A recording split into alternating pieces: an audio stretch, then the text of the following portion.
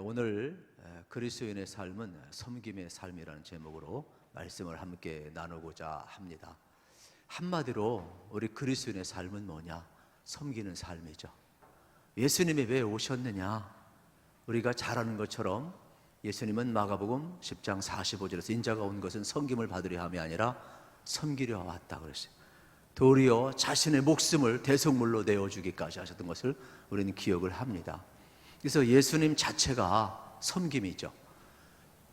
제자들의 발을 씻은 것뿐만 아니라 모든 삶 자체가 천국 복음을 증언할 때도 마찬가지고, 그래서 예수님의 모든 전 사역, 한마디로 우리가 정의를 내리자면 바로 예수님 우리를 구원하시고 우리를 섬기기 위해서 오셨음을 우리에게 가르쳐주고 있는 내용이 되겠습니다. 그래서 오늘 7절에 보면 베드로 사도가 뭐라고 이야기하느냐, 우리가 어떠한 자세로 섬겨야 되는데 이렇게 이야기, 만물의 마지막이 가까이 왔다 말씀하고 있는 장면을 이제 보게 되는 겁니다. 이거는 뭐 말세라기보다는 주님의 재림이 가까이 왔다. 그러므로 우리가 어떻게 해야 되냐, 주의하고 깨어있고 근신해야 된다. 그러면서 우리가 영적 분별력을 가져야 된다라고 이야기를 하고 있는 것이죠. 뭐 초대교회나 지금이나 마찬가지죠. 우리가 눈이 있어도 보지 못하고 귀가 있어도 듣지 못하는 사람은 복이 아니에요. 우리 세월이 흘러가면서 눈이 있지만은 침침하잖아요. 안 보잖아요. 여러분 생각해 보세요. 이 침침해가지고 얼마나 우리가 손해를 많이 봅니까? 오죽했으면 라식 수술도 하겠고, 또 우리가 눈 좋아지는 약도 다 먹겠고, 또 안경을 껴서라도 여러분 볼 수 있는 게 중요하잖아요. 영적으로도 마찬가지예요. 영적으로도 이 시대를 분별하지 못하게 되면 우리가 어떻게 되겠습니까? 이 말세에 우리가 참으로 바른 삶을 살 수가 없죠. 신앙을 바르게 유지할 수가 없음을 발견하게 되는 겁니다. 그래서 성경은 계속해서 우리 보고 뭐라고 이야기하느냐, 만물이 마지막에 가까웠으니 깨어서 근신하고 기도하라고 분명히 말씀을 하고 있어요. 그래서 저는 여러분들이 오늘도 다시 한번 영의 눈이 뜨여서 이 마지막 시대에 우리가 어떻게 살아야 될지 여러분이 볼 수 있고 들을 수 있고 깨달을 수 있기를 우리 주님의 이름으로 축복합니다. 그러면서 뭐라고 이야기하느냐, 서로 사랑하래요. 그래서 8절에 보게 되면 서로 사랑하라, 사랑은 허다한 죄를 덮느니라 말씀하고 있음을 보게 됩니다. 왜냐하면 말세는 영적 분별력 갖기도 어렵지만은 사랑이 식어진대요. 그래서 우리가 서로 사랑해야 하는데 서로 사랑하는 것이 쉽지가 않습니다. 우리가 교회에 와서 말씀 듣는 것도 매우 중요하지만은 서로 뜨거운 교제를 나누고 가는 것이 좋습니다. 여러분, 오후 예배 드린 사람이 왜 오래 사는지 알려드릴까요? 여러분, 오후 예배 드린 사람이 왜 집에 가면 만족도가 높은지 알려드릴까요? 아무리 우리가 오전에 하나님 앞에 예배했어도 말씀으로 충만하고 성령으로 충만해도 여러분 집에 들어가면 허전해요. 왜 그런지 아십니까? 저도요, 신학교 때 그렇게 열심히 봉사하고 그냥 죽으라고 젊은 열정 그냥 다 쏟고 기숙사 들어가면 그렇게 허전해요. 얼마나 공허한지 몰라요. 얼마나 외로웠는지 몰라요. 왜 그러느냐? 간단합니다. 우리가 하나님 앞에 예배하는 것도 은혜 받는 것도 좋지만 서로 충분한 교제가 있어야, 여러분 우리가 함께 있는 시간이 있어야, 기쁨도 슬픔도 함께 나누는 시간이 있어야 내 영혼에 만족이 있는 거예요. 그러니까 여러분들은요, 이제 집에 들어가 보세요. 저녁에 기쁨과 만족이 만땅으로 찰 줄로 믿습니다. 이게 교회는 서로 사랑하는 시간이 필요해요. 교제 나누는 시간이 필요해요. 막 은혜 받기만 그냥 몰입하는데 아니에요. 그 은혜가 위로도 올라가고 아래도 들어가지만 옆으로도 올라가야 된다니까요. 그래서 성도의 교제가 그토록 중요한 거예요. 우리에게 허전함을 싹 사라지게 해요. 내 의미를 갖게 해요. 슬픔도 기쁨도. 우리가 오늘은 위로했지만 또 다른 날은 내가 위로받을 수 있잖아요. 오늘은 내가 주었지만 딴 날은 내가 받을 수 있잖아요. 이게요, 이 수평으로 흘러가는 게 얼마나 좋은지 몰라요. 그래서 이 교제, 사랑은 허다한 죄를 덮느니라. 서로 사랑하라 그랬어요. 그러므로 여러분들이 교회 안에서 은혜 받는 일에도 신경을 써야 되지만은 철저하게 서로의 약점을 좀 덮어주시고 충만한 교제 가운데 살아갈 수 있기를 우리 주님의 이름으로 축복합니다. 그러면 우리의 삶이 여러분 얼마나 풍성해지고 저녁에 가서도요, 여러분이 절대로 허전하지 않습니다. 그리고 9절에 보게 되면 봉사의 자세를 서로 대접하기를 원망 없이 하라 이야기하고 있어요. 이거는 제가 우리 봉사 37차 가서도 이야기한 내용이 되겠어요. 누가복음 10장에 보면 예수님이 왔는데 마르다와 마리아가 있어요. 그래서 마르다는 열심히 봉사했어요. 혼자 일하다 보니까 일손이 딸려요. 그래가지고 예수님 앞에 SS를 보내서 예수님 앞에 말씀 듣고 있는 저 얄미운 꼴보기 싫은 저 여동생 마리아 좀, 예수님이 직접 말씀해, 내가 이야기하면 삐지니까 예수님이 말씀해 주세요. 그래서 나 좀 돕게 해주세요. 이렇게 이야기했어요. 마리아는 잘못한 거 없어요. 뭐라고 이야기했어요? 좋은 편을 택해서 교제를 나누고 있다고 이야기했어요. 마르다 잘못한 거 아니에요. 마르다 누군가 봉사에 밥을 먹을 거 아니에요. 누군가 식당에서 밥을 만들어야 밥을 먹을 거 아니에요. 마르다 잘못한 거 아니에요. 봉사가 나쁜 거 아니에요. 말씀 듣는 거 좋은 거 아니에요. 다 좋은 거예요. 봉사도 좋은 거고 말씀 듣는 것도 좋은 거예요. 그런데 마르다가 실수한 게 있어요. 그게 뭐예요? 불평하고 원망하며 봉사했다라는 거예요. 시기와 불평과 원망이 있어서는 안 되는 거예요.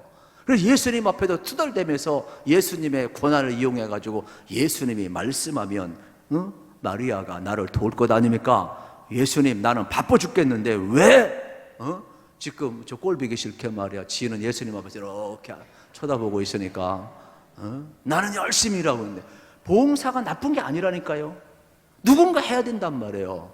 그런데 문제는 뭐냐? 자세예요, 자세. 나는 일하는데 넌 왜 일하지 않느냐? 불평하고 시기하고 비교하고 남을 험담하고. 그래서 이러한 봉사는 안 한 만도 못하다고 이야기를 하는 거예요.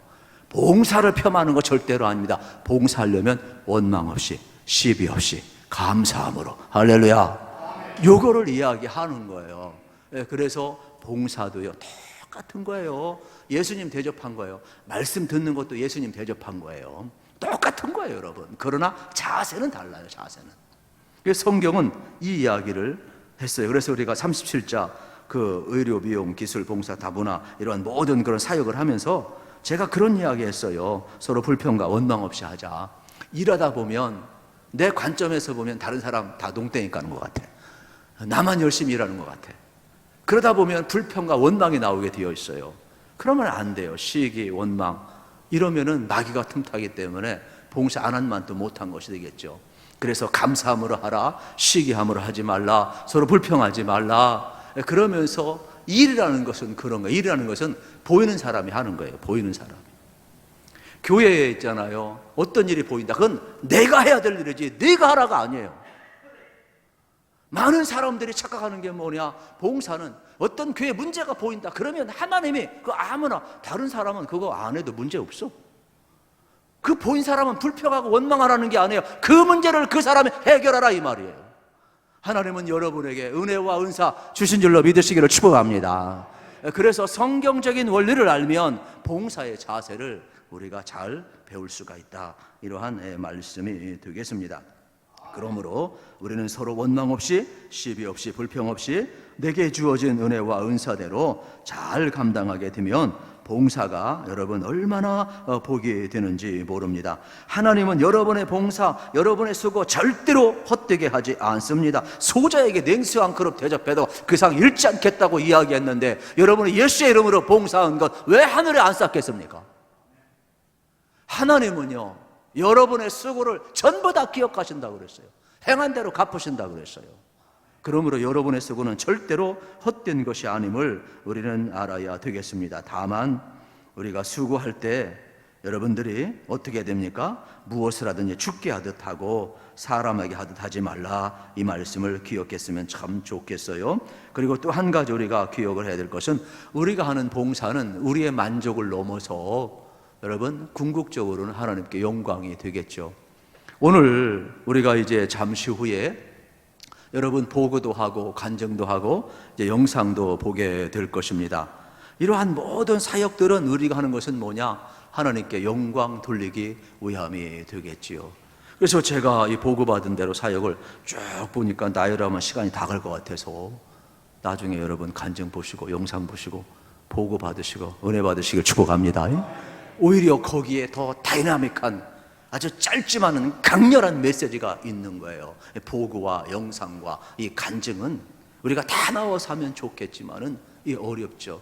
그러면서 봉사하는 거 우리 하나님께 영광 돌리기 위해서 또 저희들도 같지요. 그래서 같이 이제 여러분이 다 봉사하고 맨 마지막에 여러분이 마음에 다 열어놓았잖아요. 한방도 열어놓고 양방도 열어놓고 여러분 물리치료도 열어놓고 뭐 경락도 열어놓고 미용도 열어놓고 여러분 문화도 열어놓고 생각해 보세요. 전도도 다 열어놓고 그리고 저는 맨 마지막에 그 오신 사람들 어떻게 했어요? 예수 믿으세요 그랬어요. 제가 예수 믿으세요. 거기서 안 믿겠다는 사람 누가 있겠어요? 그런 배짱인 사람 없어요. 꽁 하더라도 자기들이 사랑을 받으니까 예절로 다 앉아 있더라고요. 내가 다 축복기도 해줬어요. 전부 다. 이제 그 중에 한 사람이 하나님께서 은혜 주시겠지만은 이러한 분이 있어요. 우리가 이제 폐예배 때 제가 말씀을 드렸는데, 본인이 이제 양방도 가고 한방도 가고 또 이것저것 다 다니다가 자기가 이제 그 평생 이렇게 허리를 굽고 사셨어요. 그런데 딱 이 집사님이 치료하시고 허리를 쫙 다 경락 다 만져줬는데 본인이 허리가 펴진 거예요. 그러면서 자기가 놀라는 거예요. 그러면서 이게 뭐지? 이게 뭐지? 놀라시는 거예요. 그리고 저는 그냥 기도해 줬어요. 예수 믿으셔야 된다고, 구원받아야 된다고. 그리고 전 보냈어요. 그런데 우리 극성마전 전도팀이 그분을 또 데리고 왔어요. 집에 가가지고. 왜? 요때 확증시켜놓지 아니하면 우린 떠나가는데 이분이 또 구원이 날아갈까봐 그래가지고 가가지고 잘 사랑하고 섬기고 또 와가지고 내가 축복기도 안 한 줄 알고 다시금 데리고 왔어. 그러니까 이 할머니는 마음이 따뜻하고 자기 평생 불교인으로 살았는데 자기가 생각해도 너무 신기하다라는 거예요. 자기가 거기서 86세 평생 살아왔는데 어떻게 보게 되면은 그 교회가 그렇게 사랑을 베푼 게 처음이래요. 그 마을에서. 자기는 그런 사랑 처음 받았대요. 교회를 통해서. 그러면서 너무너무 기뻐하는 거예요. 더 신기한 건 자기 평생 불교인인데 자기 엘리트인데 그래도 자기도 여기 장충 가면 뭐 아무개 대학 다 연결된 사람들인데 평생 자기가 허리를 숙이고 살았다는 거예요. 물론 젊었을 때는 제가 보니까 모델처럼 예쁘게 생겼더라고요. 저한테 자랑하시더라고. 그런데 내가 이렇게 어떻게 허리가 굽어져서 힘들었는데 이번에 이게 펴졌다고 그러면서 그랬대요. 치료해 주시면서 예수님이 하신 겁니다 그랬대요. 그러니까 그게 확 박혀가지고 진짜 예수님이 하셨나 봐요. 자기가 집에 가서 또 만져봤대. 그런데 우리 전도팀이 왔나 봐요. 전도팀하고 얘기하다 보니까 나중에 나한테 고백을 하는 거예요. 우리 전도팀들이 데리고 와서 더 확정시키고 요때 목사님이 다 영접기도 해야 되고 더 확실히 그냥 대못을 박아야 된다 이런 생각을 하신 거예요. 또 빼박을 원하신 것 같아요. 그러니까 데리고 왔는데 와서 보니까 마음이 많이 열려 있어요. 그러면서 그 이야기를 하는 거예요. 다시금 만나고 싶다고. 제가 그래서요, 치료해 준 사람 만나지 말고 예수님 만나세요 제가 그랬어요. 그랬더니 그래도 한번 봐야 된대. 그러면 볼 수 있는 특권을 줄 터인데 다시 따라서 하라고. 예수님이 나의 구주인 것을 믿고 일평생 이제 교회 다니시고 신앙생활 하겠습니다. 고백해 보세요 그랬더니 삐죽을 안 하고 그냥 해요. 왜요? 자기가 경험을 했으니까. 그래서 거기서 다시금 또 두 번째 기도해 줬다니까요. 목사 해먹기도 어려워요 그냥. 우리 옆에 권사님들이 얼마나 극심인지 제가 했다고 했거든요 이미. 근데 또 해달래요. 근데 이 할머니는 좋으니까. 그래서 제가 또 영접기도 하고 또 축복기도 하고 확신을 주시고 이제는 할머니는 하나님이 찝했으니까 이제 교회 떠나면 안 돼요. 다시 교회 떠나면 협박도 했어요 제가. 어떻게 될지 몰라요. 나는 그걸 모르지만은 기왕이면 믿음으로 사시고 하늘에 소망을 두고 사시고 여기 가까운 교회니까 목사님 오라고 그래가지고 사실은 제가 목사님 또 이렇게 통해서 보내드렸어요 마지막. 왜? 거기 남아있는 목사님하고 친해야 되니까. 그렇게 해서 같이 해서 섬길 수 있도록 하고 그러면서 우리가 기쁨을 누렸거든요. 이게 뭐냐? 여러분의 봉사는 하나님께 영광이었다니까요. 여러분의 봉사는 한 영혼을 구원했다니까요. 이거는 상징적인 사건이죠. 하나님이 우리를 위로하시기 위해서. 그러나 실질적으로는 거기에 때가 다를 뿐이에요. 수많은 사람들의 자기 평생에 그 시골 교회가, 정산교회가 이렇게 해준 건 너무너무 고맙다라는 거예요. 하나님은 만세전에 예비하셔서 여러분을 그곳에 보내셨고 그곳에 구원받을 작정된 사람을 구원하시는 하나님의 역사를 우리가 보았어요. 그러므로 여러분의 섬김은 이미 하나님께 영광이 된 줄로 믿습니다. 그리고 복음으로 잘 자라나서 씨앗, 열매 맺게 될 줄로 믿습니다. 앞으로도 계속해서 이 섬김의 자세, 그래서 우리가 하는 모든 섬김은 하나님께 영광이고 여러분들이 예수님께 받은 그 사랑과 은혜, 그래서 우리 같은 사람도 왜 또 하느냐? 말을 하는 사람은 베드로처럼 하나님 주신 힘으로 말을 하라 이 말이에요. 여기 서가지고 매가리 빠지게 말하는 사람은 회개해야 돼요.